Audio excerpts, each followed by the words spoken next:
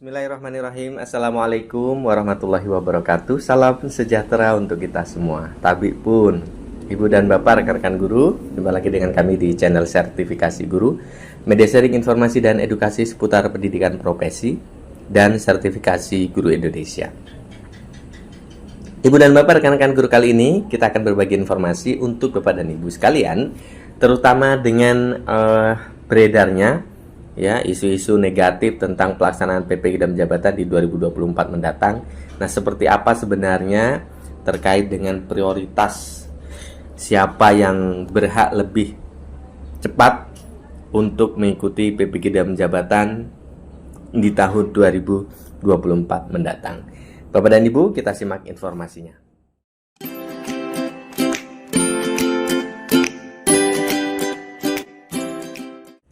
Ibu dan Bapak, teman-teman sekalian, untuk pelaksanaan PPG dan jabatan di 2024 mendatang masih akan berpedoman pada Permendikbudristek nomor 54 tahun 2022 tentang tata cara memperoleh sertifikat pendidik bagi guru dalam jabatan.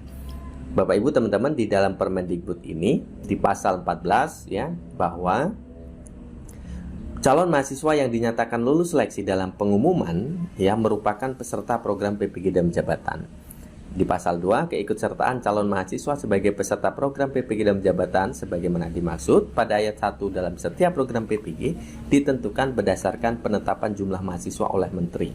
Lalu yang ketiga, penentuan keikutsertaan calon mahasiswa sebagaimana dimaksud pada ayat 2 dengan mempertimbangkan kriteria.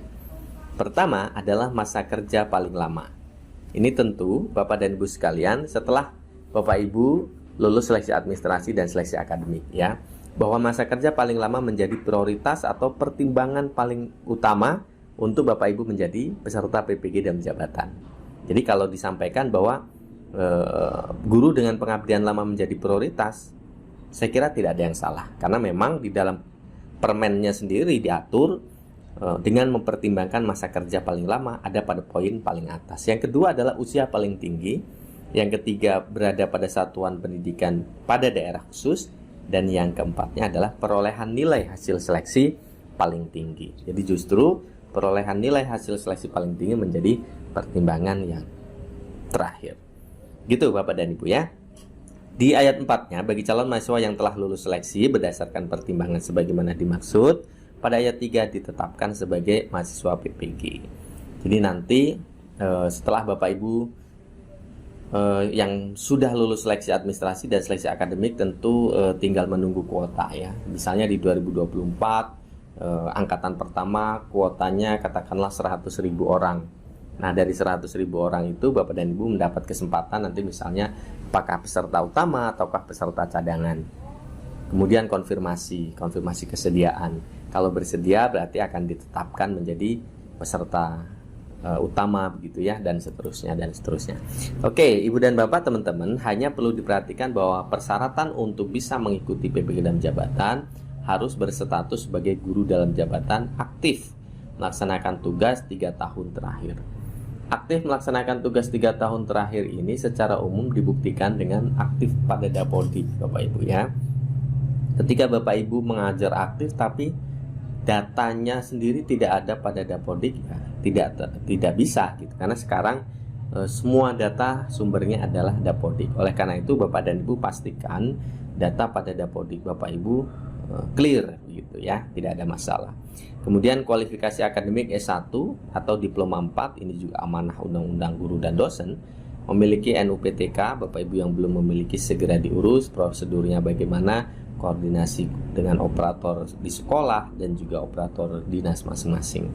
Berusia paling tinggi 58 tahun, ini mengantisipasi Bapak dan Ibu sampai dengan sebelum pensiun ya. Kalau usia paling tinggi 59 tahun misalnya, dikhawatirkan sudah selesai PPG, tahun berikutnya baru mau menikmati sertifikasi, tapi sudah masa pensiun gitu. Jadi memang dibatasi sampai dengan maksimal paling tinggi 58 tahun. Kemudian sehat jasmani dan seterusnya ini nanti dibuktikan dengan surat ya, keterangan dari masing-masing instansi yang memang berhak mengeluarkan surat tersebut. Terdaftar pada sistem Dapodik ini tadi kita sampaikan paling penting ya, untuk Bapak dan Ibu diangkat bisa menjadi peserta PPG.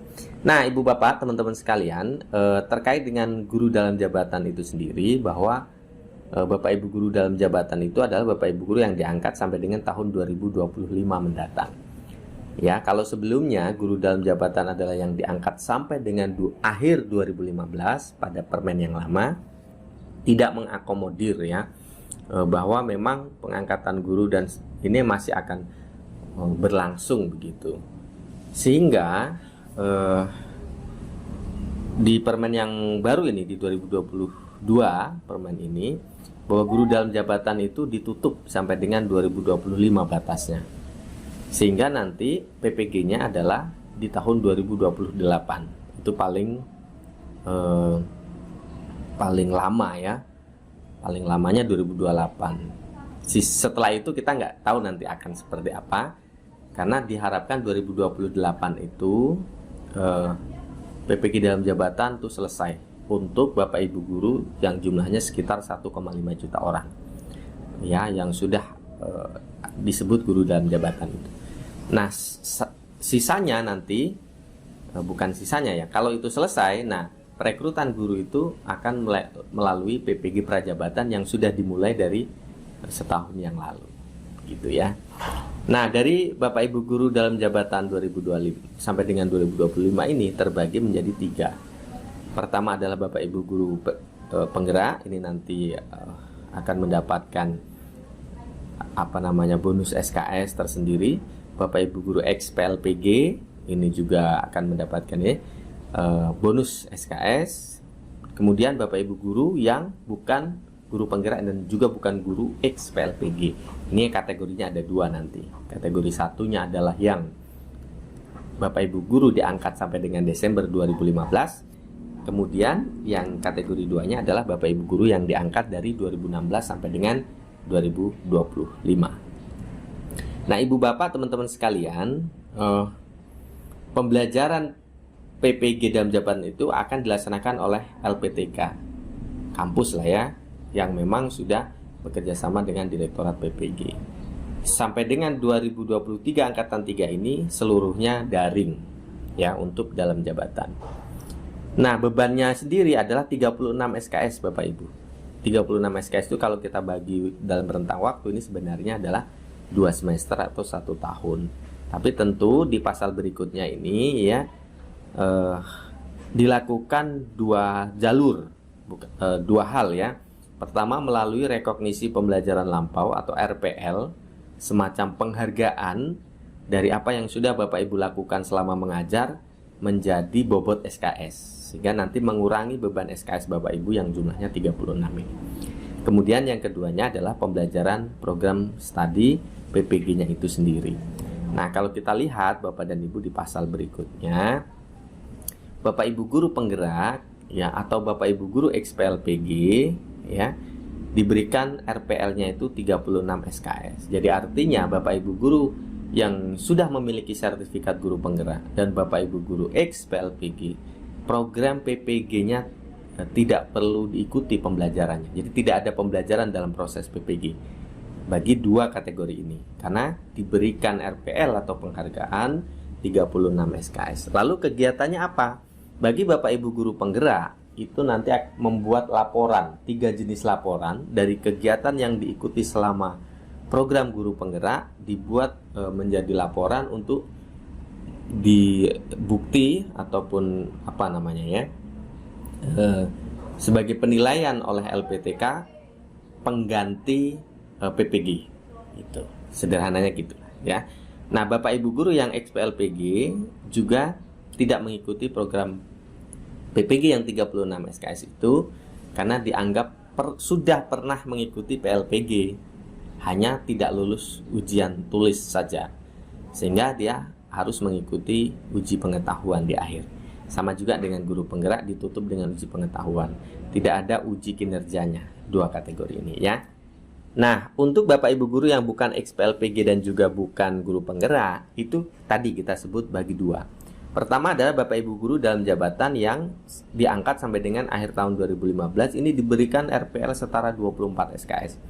Sehingga pembelajaran PPG-nya bagi Bapak Ibu guru kategori 1 kita sebut ini 12 SKS saja, kurang lebih 3 bulan sekian. Nah, Bapak Ibu guru yang dalam jabatan diangkat dari tahun 2016 sampai 2025, kita sebut kategori 2, RPL-nya bonus SKS-nya 18, sehingga PPG-nya nanti adalah 18 SKS, kurang lebih 4 atau 5 bulan. Ya, berbeda sedikit dengan yang 2015. Itu Bapak dan Ibu teman-teman. Kalau kita lihat memang sampai dengan 2023 ya, pertengahan yang lalu, jumlah guru yang belum tersertifikasi ini ada 1,5 juta ya, kurang lebih.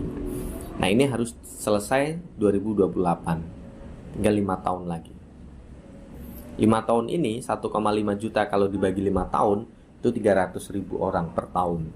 Tinggal nanti apakah pemerintah mampu untuk kuotanya sendiri di PPG itu 300.000 orang. Ya, Bapak Ibu, 300.000 orang. Kalau satu guru biaya PPG-nya itu katakanlah 8 juta saja, nah, tinggal dikalikan saja butuh berapa dana setiap tahunnya untuk misalnya menyelesaikan program PPG ini. Kemudian yang berikutnya tentang tahapan penyelenggaraan PPG 2024 masih akan sama ya dengan 2022 dan 2023 ini, di mana Bapak dan Ibu ada 10 proses yang akan dilalui.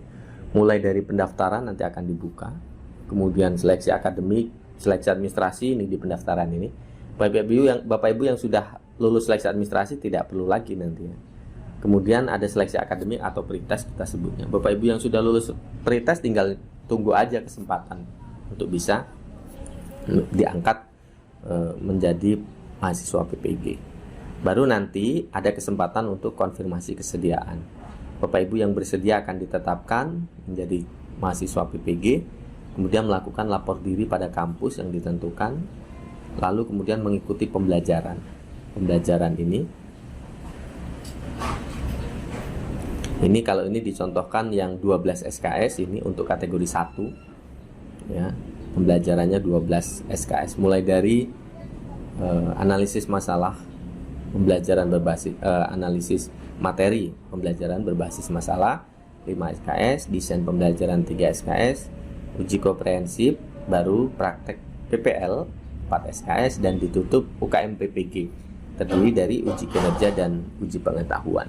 Setelah itu baru Bapak Ibu mendapatkan sertifikat pendidik. Nah, kalau pelaksanaan PPG-nya sendiri tadi kalau kita lihat ya, di sini ada 12 SKS ini, kalau dijabarkan Bapak dan Ibu, 12 SKS itu terdiri dari 9 langkah pembelajaran. 9 langkah pembelajaran itu dibagi atas 3 tahap. Tahap pertama adalah pendalaman materi, terdiri dari 3 langkah kegiatan pembelajaran. Kemudian tahap kedua pengembangan perangkat, ada 4 langkah pembelajaran. Baru kemudian yang tahap ketiga tentang praktek pengalaman lapangan, ada 3 langkah pembelajaran. Masing-masing langkah pembelajaran ini ada tugas lembar kerja yang harus Bapak Ibu selesaikan sampai membuat rencana aksi, membuat rencana evaluasi, atau kita sering sebut perangkat pembelajaran di sini. Kemudian diuji dengan uji komprehensif, menguji dari apa yang Bapak Ibu buat untuk kemudian diterapkan. Pada saat PPL ditutup dengan diakhiri membuat refleksi akhir dan rencana tindak lanjut ya. Rencana tindak lanjut setelah Bapak Ibu menyelesaikan program PPG. Terakhir tentu Bapak Ibu mengikuti apa yang disebut dengan UKM PPG. Saya kira itu Bapak dan Ibu teman-teman yang perlu kami sampaikan ya sampai di sini. Terkait kurikulum ini tadi ada kategori 1 12 SKS dan kategori 2 18 SKS. Mudah-mudahan bermanfaat Bapak Ibu teman-teman sekalian. Terima kasih. Assalamualaikum warahmatullahi wabarakatuh.